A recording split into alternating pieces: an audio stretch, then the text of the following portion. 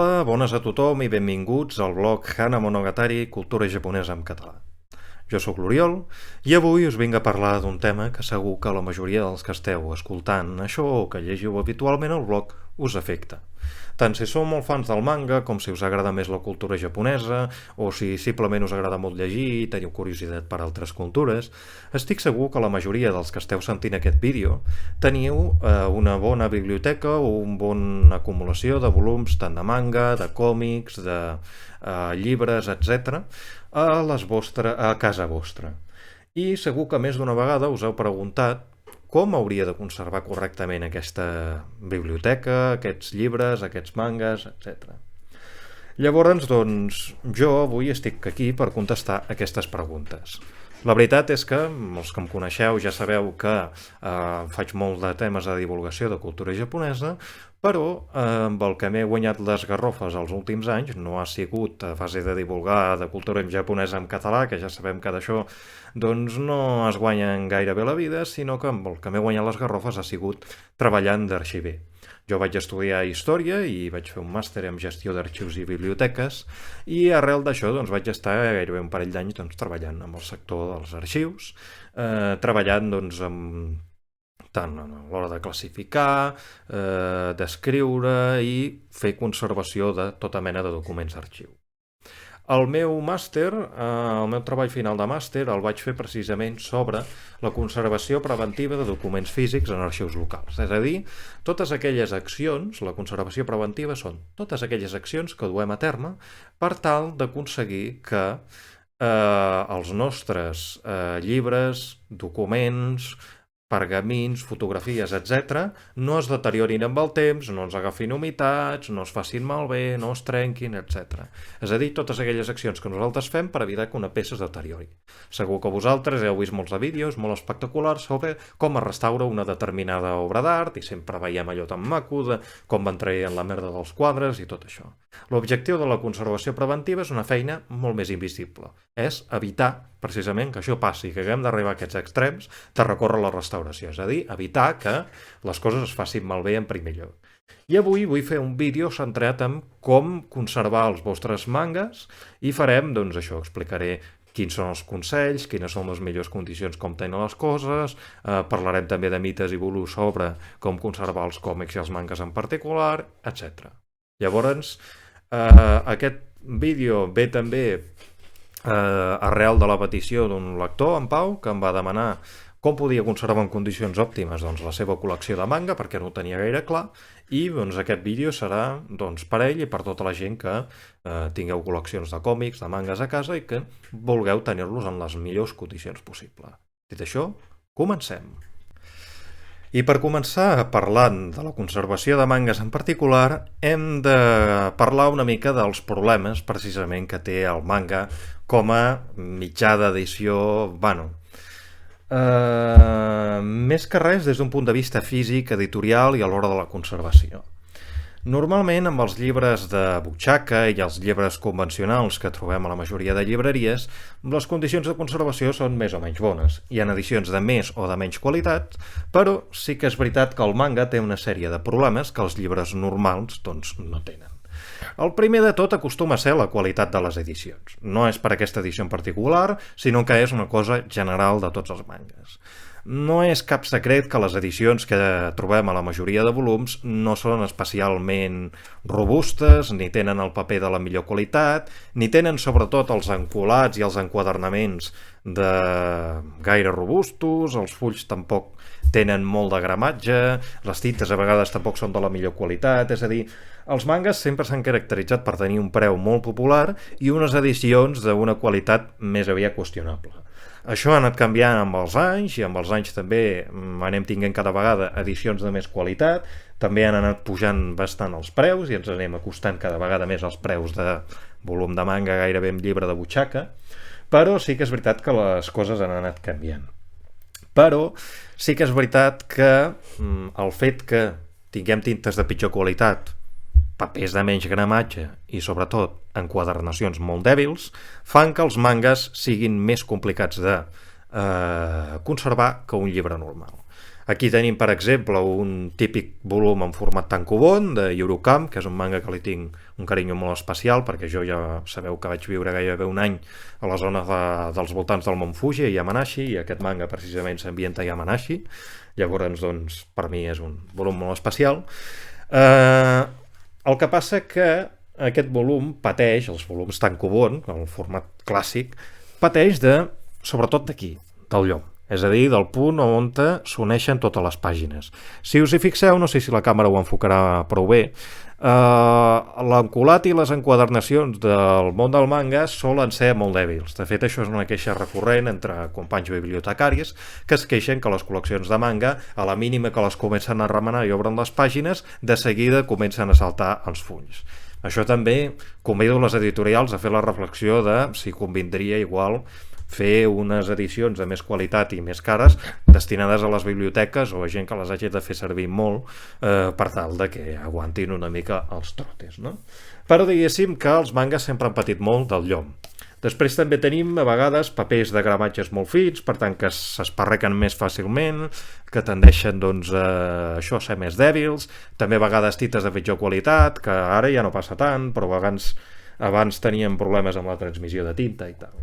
Si ens hi fixem, si comparem, per exemple, amb llibres més forts, llibres convencionals, per exemple, La restauració Meiji de W.G. Beasley, llibre d'història contemporània de Japó que recomano molt, dens com una mala cosa també, però si us hi fixeu, primera, les tapes són una mica més sòlides, l'enquadernació d'aquí darrere és molt més sòlida i molt més dura, i també doncs, trobem un paper de més qualitat i unes tintes també de més qualitat. Llavors, sí que s'ha de tenir en compte que el llibre convencional, en general, tendeix a ser més fàcil de conservar precisament perquè té doncs, uns valors de conservació més bons. Això també passa encara més quan tenim edicions de més qualitat, com per exemple l'editorial Valdemar, que doncs, edita bàsicament literatura gòtica i de terror, que a mi m'encanta. Llavors, doncs, aquí tenim, per exemple, llibres de tapa dura, paper de més gramatge, de molta més qualitat, etc. Llavors, doncs, el primer consell seria que si sou gent que us agrada molt tenir els mangas i les obres que us agraden en format físic, si aquestes obres tenen edicions més bones, és a dir, formats que se diuen Kanzenban, edicions que agrupen diversos volums en un, que solen tenir papers de més qualitat, etc., com podria ser el meu manga preferit de tots els temps, que és Spice and Wolf, doncs, per exemple, aquí tenim una edició Kanzenban que agrupa, crec que eren 2 volums i mig de l'edició original. És un format més gros, l'enquadernat és una mica més fort, el paper té més gramatge, la tinta té bastanta més qualitat, és a dir, estem parlant d'edicions que tenen molta més qualitat. Llavors, a mesura del possible, si per exemple ens agrada molt Atac als Titans i el volem tenir, doncs jo el que us recomanaria és que us agafeu, si hi ha l'edició bona, per exemple aquesta és l'edició catalana d'Atac als Titans, la col·leccionista, tapa dura, agrupa 3 volums de l'edició original en un, i us costaria aproximadament el mateix que us costaria l'edició original, i teniu una edició amb tapa dura, papers amb gramatges molt més bons, un entintat de més qualitat, una tinta de més qualitat. Tot això ajuda a que pugueu conservar les vostres obres en millors condicions en el futur. Per tant, el primer consell és que si existeixen edicions de més qualitat, les agafeu. La majoria de mangas no les tenen, però si les tenen, doncs procurem agafar-les. I ara anem a com conservem la nostra biblioteca de mangas amb les nostres condicions òptimes. Nota, això serveix pels mangas, però serveix també per llibres o per qualsevol tipus de document que tinguem a casa. Potser per les fotografies o negatius no, però en general són consells generals que us aniran bé per conservar-ho. I començarem per el que per mi és el punt més important de tots, la ventilació. Les finestres, que corri l'aire, que circuli l'oxigen. És molt i molt important que ventilem bé les habitacions i les nostres cases. Primera, per la nostra salut, i segona també per la salut dels llibres. Les principals causes de deteriorament dels llibres i dels còmics i dels pergamins i de qualsevol tipus de documentació són la temperatura problemàtica i la humitat i els microorganismes. Aquests són, és a dir, fongs, bacteris, etc. Aquests serien els 3 punts principals que provoquen la degradació dels nostres documents. Aquests 3 punts es poden controlar molt i molt bé si tenim les nostres habitacions i les nostres cases ben ventilades. Per tant, quan nosaltres ens aixequem al dematí i mentre estem una mica zombis, anem a esmorzar, etc., obrim un parell de finestres, creem una corrent d'aire que es ventili 5 o 10 minuts la casa i almenys doncs, així tenim una mica doncs, tota la zona ventilada, oxigenada, etc. Això el que farà, recomano fer un parell de cops al dia, el mateix que abans, tant pels llibres, però sobretot també per la vostra salut. Això evitarà que l'aire es vici, que s'acumulin humitats, que s'acumulin focs i microorganismes, permetrà oxigenar-ho tot. És molt important la circulació d'aire, amb això sempre hi insisteixo molt. De fet, la majoria d'arxius, i fins i tot grans arxius de l'Estat, el que fan moltes vegades quan comença el dia doncs és obrir finestres i ventilar una mica tots els dipòsits, que circuli bé tot l'aire. És a dir, és molt important que hi hagi una bona circulació de l'aire al lloc on estem. Per què? Perquè som matèria orgànica i som matèria orgànica, el paper és matèria orgànica que absorbeix molta cosa. Per tant, és molt i molt important que tinguem preparat doncs que tinguem un bon sistema de ventilació per la casa. De fet, això també ens ajuda molt a controlar la humitat i la temperatura, és a dir, el fet que es vagi ventilant evita l'acumulació d'humitats i també regularitza la temperatura, és a dir, si fem que sovint a la casa vagi circulant l'aire, evitarem que es creïn bosses o de fred o de calor excessives que poden ser dolentes pels documents. En principi, en els arxius on està guardada la documentació històrica o els dipòsits de documentació important, intentem tenir al màxim unes condicions de temperatura i humitat relativa estables. En general es considera que la temperatura ideal per tot el que és conservació de llibres, pergamins i papers està entre els 15 i els 20 graus de temperatura i que la humitat relativa perfecta seria entre els 45% d'humitat i el 65% d'humitat. Per sota del 45% no és recomanable perquè se'ns quedarien a vegades els papers, els cartrons, etc. Es queden molt ressecs i al quedar molt ressecs es van tornant les fibres més fràgils, es torna més trencadís i si està molt per sobre doncs després es poden fer humitats, fongs i tot això i creieu-me que els fongs poden ser un problema important. Llavors, com que a casa no som un arxiu i no tenim deshumidificadors industrials, sistemes de ventilació forçada, no tenim termohigròmetres per controlar la humitat i la temperatura, ni climatitzadors ni aquestes hòsties, la ventilació és un dels sistemes que més ajuda precisament a mantenir aquestes temperatures.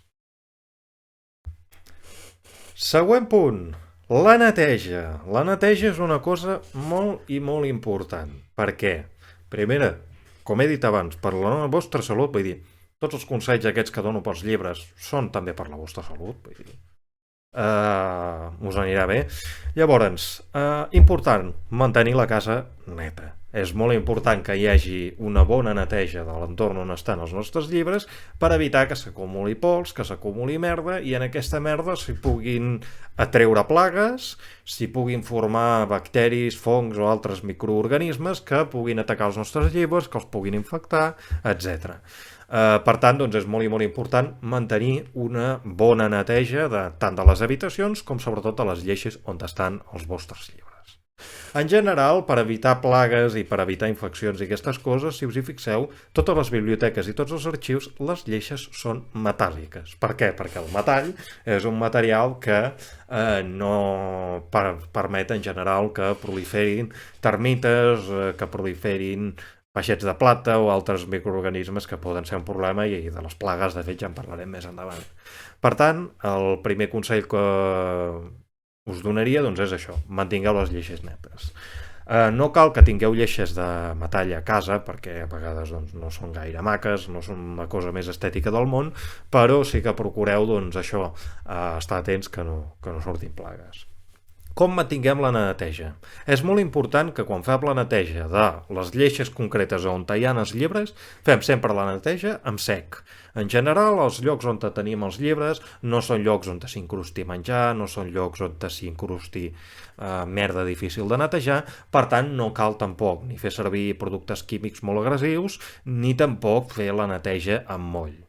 Si veiéssim que, per tant, això, passem un drap o passem el plomero perquè quedi ben netejada la zona on tenim els llibres, i això sí, procurem que normalment quan tenim els llibres guardats, els mangas o els llibres guardats en una lleixa, el que ens trobem és que tenim la part del llom i la part de la lleixa que sobresurt del llom, que aquesta normalment és la que tenim més neta, però a vegades a sobre del llom dels llibres i sobretot a la part que queda a darrere, la part que no veiem, s'acumula bastanta brutícia.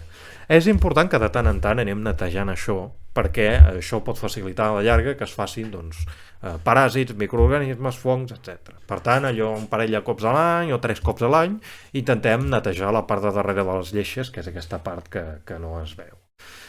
Això, procurem fer-ho amb sec, i si veiem que tenim merda bastant incrustada, que no marxa passant-hi un drap i ja està, doncs escolta'm, agafem el drap amb una mica d'aigua calenta i una mica de vinagre de netejar, traiem els llibres, netegem bé la lleixa i un cop està neta ens esperem que estigui ben seca i després tornem a posar els llibres a dalt. No cal ni fer servir químics molt agressius ni sobretot que no es vagi acumulant tant els productes químics en els llibres, perquè recordem que el paper absorbeix moltíssim, per tant això a la llarga pot generar problemes, i també evitar anar mullant els llibres constantment passant-hi draps humits a sobre. Per tant, això, mantenir una bona neteja és molt important per evitar que se'ns puguin formar problemes, plagues, etc. Per tant, en general, netejar també les habitacions com les lleixes. Hem parlat de la ventilació, hem parlat de la humitat i la temperatura, hem parlat de la neteja, hem parlat dels problemes de les edicions de manga físic i la comparació amb els llibres, i ara toca parlar del 5è punt, que és l'etern debat que hi ha al voltant de la conservació dels mangas i dels còmics, que tampoc he acabat mai d'entendre per què existeix, que és la maleïda mania que tenen molta gent de posar els mangas i els còmics a dins de fundes de plàstic estanques. Fundes de plàstic sí, fundes de plàstic no. L'etern debat que hi ha sempre a la comunitat. Jo sé que hi ha gent d'aquí que amb molt bona fe ha aconsellat posar els mangas a dins de fundes de plàstic per conservar-los, bla, bla, bla, bla. El que diré ara no us ho prengueu com un atac personal, perquè no ho és. És simplement l'opinió d'un professional sobre un consell, una recomanació professional sobre com conservar els llibres. La resposta és contundent i rotunda. Fundes de plàstic, no. Mai de la vida hem de posar cap llibre, cap document, etc. guardat a dins de fundes de plàstic. Les fundes de plàstic, si les teniu, traieu-les i elimineu-les totes. Per què? El plàstic és el que en conservació anomenem un material electrostàtic. Això vol dir que és un material que al seu voltant genera molta electricitat estàtica. I això és un problema. Per què és un problema? Perquè si nosaltres tenim a dins d'una funda de plàstic guardat un llibre durant molt de temps, els llibres d'avui en dia tenen tintes que estan fetes a vegades amb materials plàstics, amb materials químics, etc. Què passa? Que si durant l'estiu fa molta calor, si tenim més humitat, si tenim menys humitat, etc., tot aquest material tota aquesta electricitat estàtica fa que, amb els anys, les tintes i tots els materials, tots els productes químics que porten les tintes, tendeixin a quedar-se adherits, a quedar-se fixats en el propi plàstic. I això és una cosa que segur que tota la gent que hem treballat en documentació contemporània, jo mateix vaig classificar un fons de documentació des de l'any 39 fins a l'any 2000, molta d'aquesta documentació estava protegida en fundes de plàstic. Què és el que t'acabes trobant? Que amb el temps l'electricitat estàtica fa que la tinta es quedi fixada en el plàstic i que a l'hora d'obrir la portada o a intentar retirar aquestes proteccions de plàstic el que passa és que la meitat de la tinta es queda enganxada en el plàstic i s'acaba destrossant o fent malbé una part de la pàgina. De fet, una de les directives que tenim a l'hora de fer la classificació i la conservació d'un fons és treure tots els elements metàl·lics, és a dir, clips, grapes, tot això. Per què? Perquè tot això rovella i el rovell genera unes destrosses terribles en la documentació i sobretot també treure totes les proteccions de plàstic. Per què? Perquè el plàstic també és un material que tendeix a envellir molt malament, a mesura que envelleix es va tornant groguenc, es va fent malbé i això també acaba contaminant i tota aquesta taca acaba atacant el propi document. Per tant, si tenim un manga guardat en fundes de plàstic durant molt de temps, el més probable que us passi és que, se us enganxin les tintes i us arrenqui mitja portada al cap dels anys. 2, que això, que es vagi també contaminant i fent malbé el plàstic i a la llarga doncs acabi fent malbé el que hi ha al seu interior. I 3, recordeu que abans hem dit que per evitar que es fessin humitats, que hi hagi problemes amb la temperatura i que hi hagi problemes d'infeccions, el més important és que hi hagi una bona circulació de l'aire i una bona ventilació. Aquesta ventilació és possible si tenim els nostres mangas i els nostres llibres a dins de fundes de plàstic estanques? La resposta és absolutament no. Per tant, tenir els llibres i els mangas a dins de fundes de plàstic és una pèssima idea. Llavors, això, si teniu fundes de plàstic, el meu consell, traieu-les totes. Simple i senzillament elimineu les fundes de plàstic. I si us esteu plantejant, guardo els mangas a dins de fundes de plàstic o no? No els hi guardis. I ara alguns em direu, és que el tio de la botiga de còmics m'ha dit que aquestes fundes són de material de conservació, tal. No. Les fundes que t'està venent la botiga de còmics o no sé quin fulanito per internet no són material de conservació. Per què no són de material de conservació? Perquè el material de conservació de veritat és molt car. Jo, per exemple, que he treballat amb arxius i he vist pressupostos, sé com de car arriba a ser aquest material. És a dir, perquè us en feu una idea.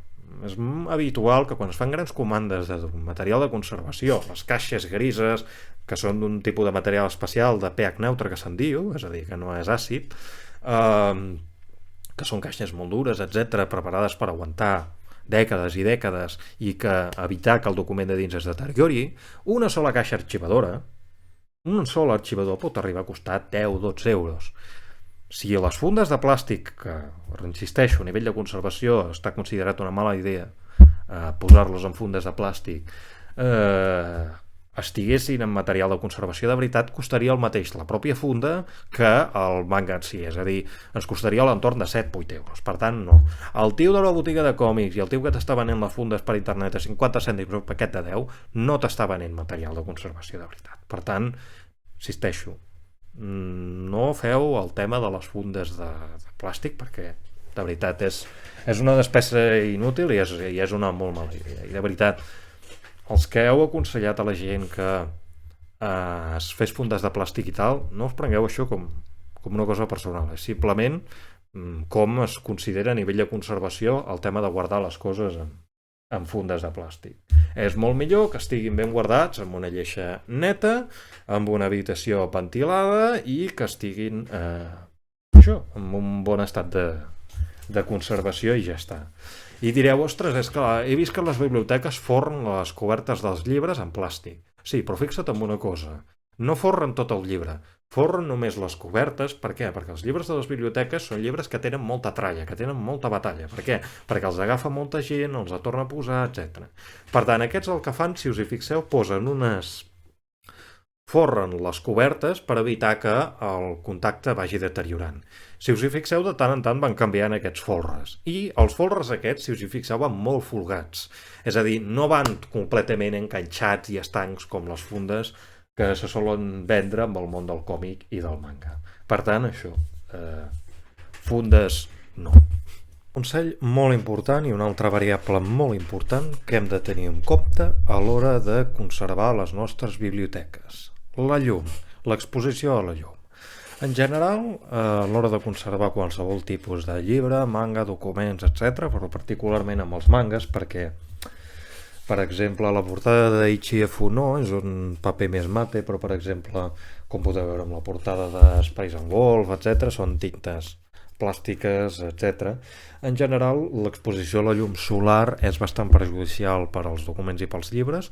Per tant, el que recomanaria sobretot és que quan estiguem fora de casa procurem tenir les cortines baixades per evitar sobretot l'exposició de la llum solar directa. També a l'hora de posar les lleixes, doncs intentem que si tenim un punt de la casa on ens peta tota la solana allà, doncs intentem no posar els llibres doncs, en aquest punt. És a dir, intentem evitar l'exposició de la llum directa. En general es considera que la llum es mesura amb lux, que és la unitat que fan servir tant els instal·ladors de llums com dissenyadors, com també arxivers a l'hora de mesurar la quantitat de llum, i en general es recomana que estiguin per sota de 50 lux. Això evidentment no tenim un mesurador de lux a casa, però el que sí que és recomanable és sobretot això, tenir cortines abaixades per les hores que no som a casa, per evitar doncs, que peti la llum solar directa. Tampoc és bo que estiguin en una cova i que estiguin en plan que no els hi toqui gens la llum, perquè això és que estiguin en un ambient de foscor total també pot afavorir la formació de certs microorganismes o de certs bacteris que els agraden aquests ambients tan foscos. Per tant, sí que us recomanaria molt que això, eviteu exposició a la llum solar directa. I finalment, hem de parlar d'un tema que, tot i que no sigui tan comú, l'hem de tractar també, que són l'acidificació, les plagues i les infeccions. Què és l'acidificació dels llibres? Què és això de que els llibres es tornen àcids? Sabeu quan teniu un llibre molt vell que ha quedat amb un color groguenc i que fa una particular olor de resclosit quan l'obriu? Això que a molta gent li agrada molt, des d'un punt de vista de la conservació, és pràcticament inevitable, però no és una cosa bona. Això és que el llibre s'ha acidificat. Això que s'ha acidificat significa que el pH del llibre, és a dir, que el balanç químic del llibre, s'ha tornat més àcid. Això fa que el propi llibre es vagi menjant o vagi deteriorant una mica les seves pròpies fibres. I al quedar groguenc, si us hi fixeu, també veureu que les pàgines queden una mica més primes, queden una mica més fràgils, tot el conjunt es va tornant més fràgil. L'acidificació és contagiosa, és a dir, si una pàgina es torna groga, al pas del temps la del costat es tornarà groga també. Llavors, si teniu llibres que tenen molt de valor sentimental o que són llibres vells de la família o que mangas, edicions raríssimes, etc., i veieu que s'està quedant groc, un bon consell és que poseu un paper vegetal al mig que pot aturar que l'acidificació continuï avançant. En general, si teniu algun llibre que té problemes d'acidificació, que té problemes de fongs, és a dir, que veieu que comencen a sortir taques, que poden ser fosques, d'humitats, o que també poden ser de diferents colors, o que veieu que té com una mica de relleu i que té com una espècie com de pols blanca, que això són les espores del fong, sobretot intenteu aïllar-los de la resta de la biblioteca i intenteu mantenir-los a part, per evitar que contaminin a tota la resta. El mateix si veieu que té una infecció per bacteris, que veieu que una pàgina comença a quedar d'un color molt estrany, que queda de color magenta, que queda de color turquesa, que queda de color negre, verdós, etc. És a dir, si veieu alguna cosa rara que pugui semblar un fong, un bacteri, una cosa així, procureu que aquest llibre, aquesta fotografia, aquest manga, etc., tenir-lo aïllat de la resta de la col·lecció per evitar més que res que vagi contaminant la resta de la casa o la resta dels llibres. També per la vostra salut, si veieu que algun dels vostres llibres, mangas, etc., està contaminat, toqueu-lo amb guants i poseu-vos mascareta, perquè si veieu que la pàgina té un color molt estrany, a vegades els llibres i els documents s'infecten són matèria orgànica, vull dir que els hi pot passar que també s'infectin de bacteris, de fongs, de coses d'aquestes. No sabem quin fong o quin bacteri ha infectat el vostre llibre o el vostre manga o el vostre document. Per tant, és molt important que a l'hora de manejar això ho feu amb guants i mascareta. Jo, per exemple, quan treballava amb documents al fons on estava treballant i veia que n'hi havia algun que pel que sigui, perquè fa anys havia estat guardat en un lloc on hi havia moltes humitats o hi havia molts de fongs o una temperatura xunga, el que sigui, i veieu que hi ha una pàgina que hauria de ser de color blanc i és de color magenta, doncs home, no sabem quin bacteri és, ja hem tingut el Covid-19, no cal tenir l'Antoni 43 ara, per tant, posem-nos guants i mascareta i protegim-nos. I si veieu que teniu un llibre molt infectat i podeu trobar un substitut d'aquesta edició, etc. El meu consell és que tanqueu ben tancat, el llanceu i renoveu amb un llibre que no estigui infectat. Perquè és això, si teniu un manga que dius, ostres, jo què sé, se m'han fet humitats allà, m'han sortit fongs, etc. Si la col·lecció és una que la podeu repostar fàcilment, doncs reposteu-la, perquè de veritat que tenir un llibre amb fongs pot fer que infecti més coses a la resta de la casa i és un problema. I després també el que us he comentat abans de la neteja, que a vegades també es poden fer paràsits. De la mateixa manera com hi ha paràsits que afecten els animals, també hi ha paràsits, o sigui, insectes, bàsicament, que afecten els llibres. Els que afecten més són els peixets de plata, les lapismes, que se'n diuen, els peixets de plata, aquells petitons que tenen com 2 antenes a dalt, etc. Això és la kriptonita dels llibres, és a dir, això fan uns camins, de veritat, jo ho he vist això amb llibres de segle XV o així, que en el seu moment l'església on devien estar guardats tenien doncs una plaga d'això i van fent tots uns camins a dintre el llibre, se'ls van menjant i van fent això. Va quedant això com si fos un formiguer que es va menjant tot el llibre. Els encanta menjar els llibres. I al tanto que les lapismes també mengen roba, Per tant, no només us menjaran els llibres i els mangas de casa vostra, sinó que també s'ho fotran als jerseis. Per tant, si veieu que teniu moltes lapismes a casa, sobretot aneu al tanto perquè s'us poden menjar tant els llibres com la roba, com això, I després també el més perillós són les termites. Tant per la casa, perquè s'us poden menjar coses de fusta, s'us poden menjar mobles, s'us poden menjar estructures, s'us poden menjar els llibres també. Vull dir, jo per exemple, tots els que hem treballat amb arxius hem vist les típics pergamins que estan menjats fent unes onades, que això són les termites que ho fan molt. També evidentment rates i rosegadors, això també es menja molt els llibres. Per tant, procurar no tenir plagues, i que si tenim plagues doncs intentar treure-les. No cal trucar de seguida al de control de plagues, vull dir que si tenim un ratolí o dos, doncs, a veure, posant una trampa en principi ja hauria d'estar, o si tenim 3 o 4 lapismes tampoc passa res, però si veiem que tenim una plaga important, tingueu en compte que això pot afectar molt a les vostres col·leccions. Procurem mantenir la casa neta per evitar precisament que aquest tipus d'infeccions, de paràsits, sentin atrets cap a casa i això, intentar doncs, tenir-ho el màxim de controlat possible. Per acabar i per resumir una mica tot el que hem vist avui.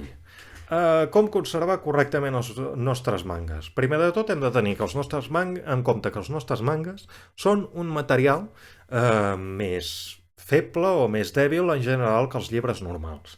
Hi ha edicions especials, com les edicions Kanzenban, que permeten conservar-se més bé. Per tant, en mesura del possible, intentem agafar edicions de més qualitat.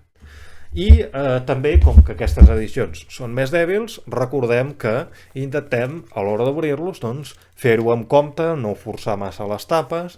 També una cosa que tenim molt en compte arxivis i bibliotecaris, a l'hora de treure un llibre de la seva lleixa, procurem sempre fer-ho sense estirar la cantonada aquesta d'aquí del llom, ni tampoc estirar això directament. Per què? Perquè això a la llarga pot fer que surti la coberta, pot debilitar el llom, pot fer malbé aquesta part d'aquí.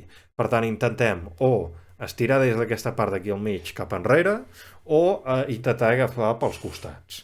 També procurem que els llibres no estiguin sotmesos a massa pressió, és a dir, tampoc cal que sé que tots volem tenir el màxim de llibres a les nostres lleixes i volem aprofitar al màxim l'espai, però tampoc cal que els mangas i els llibres vagin apretats com si això fos el reactor d'una central nuclear.